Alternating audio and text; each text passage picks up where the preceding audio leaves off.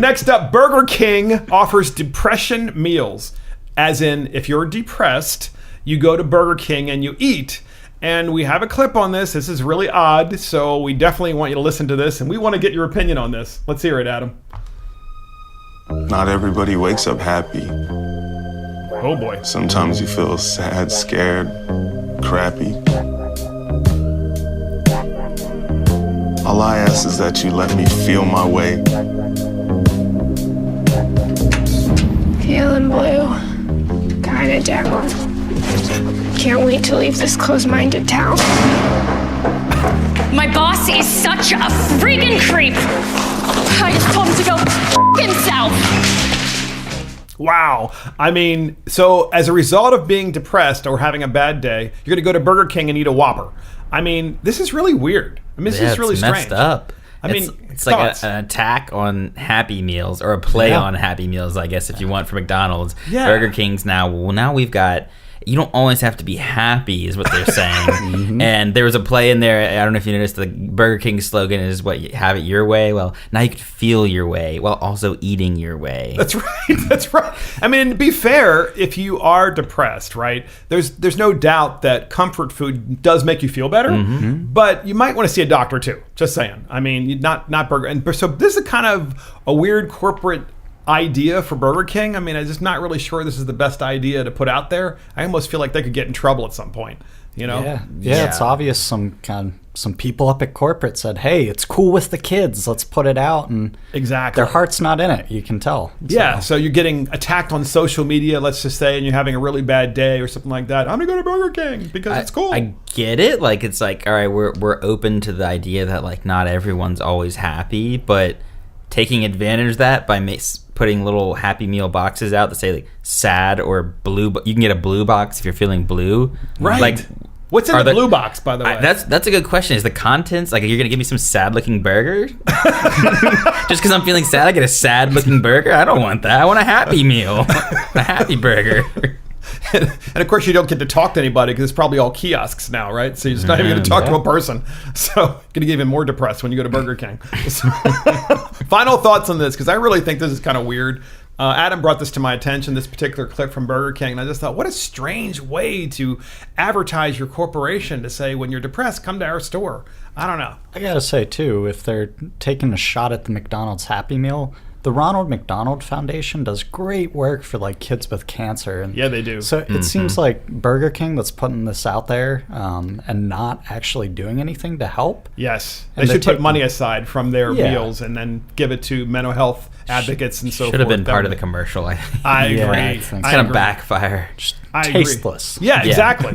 Tasteless, exactly. So next up, we have this really cool technology. It's a drone, okay, but it's very different from any drone that you've seen. It's called MetaFly, and it imitates a fly or a bird in the way it flies. So instead of having, you know, the typical drone appearance with multiple, like, helicopter rotors, kind of things, rotors, it actually flies. The wings move. Let's hear it. We actually have a clip on this. Let's hear this. It's incredible. This is MetaFly. And flying it is exciting on a completely different level. Like, on a scale of 1 to 10, it's level 11 exciting. Maybe even 12. MetaFly has wings that enable it to fly just like winged animals do. So it can maneuver just like winged animals do. So you can actually invest in this on Indiegogo. We're talking about this because I personally, when I saw this, the first thing I thought was, wow, that actually looks like a bird flying towards the person in the video. And you really can't tell until it's almost right up at you. And boy, that could have massive military applications. Obviously, because you could have these things flying, a whole bunch of them, thousands of them, flying towards an army of folks, and they think, wow, why are there so many birds? Or look at those birds, and before you know it, they could have some sort of, you know, agent that poisons people. I mean, it's scary. Thoughts?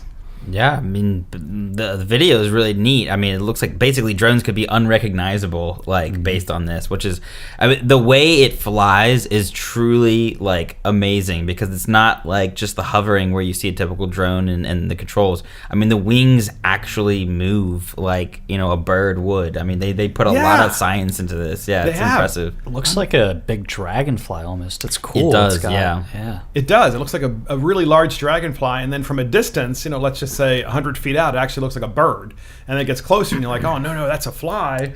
And then, I mean, I think that'd be really cool because you can see what's coming in the future. Yeah. You can see, as I agree with you, that they're going to replicate all kinds of animals that fly. I would say it's probably already here, the technology, though, because this is on Kickstarter. Yes. So if the technology is on Kickstarter and it's people like throwing in their own money, chipping $5 here and there to get it. Exactly. Imagine what like the government has like figured out already, the military. Oh my God, I can't imagine. cool Right, stuff. because it's the private sector. Yeah. And I guess Indiegogo is kind of like a Kickstarter kind of thing. It's the same concept. It's the same thing, and you can invest in it. And I guess what happens is the way it works is you invest in it, and then they send you one. Yeah, As a result- there's different levels. Like one of the things is you can probably get a full product whenever they finish. I didn't see how much it was, but I mean, I thought that was pretty cool because you could really harass somebody with this thing, and they're like, "Oh my gosh, look at this fly! It's a bird!" Oh, and why the is it neat thing bothering was me? like it had like a tail, and that there was a feature on the tail that if it was raised or lowered, you could control the speed more. So they were showing videos like people were flying it in a tight living room, and it wasn't like hitting the walls. You could actually control the speed as like if a bird were trapped in your Yes. living room and how it never hits anything. It's incredible. Yeah, no, it's you're pretty right. cool. I mean, how can it have sensors that are that sensitive to not hit the walls? It's just fascinating. Technology is racing ahead, and that's why we talk about it every time. Well, that's it for today. Thank you, Andrew Fulginiti and Adam Katora. I'm Mark Fisher. Please join us on the next episode of Mark and the Millennials. Thanks for being here.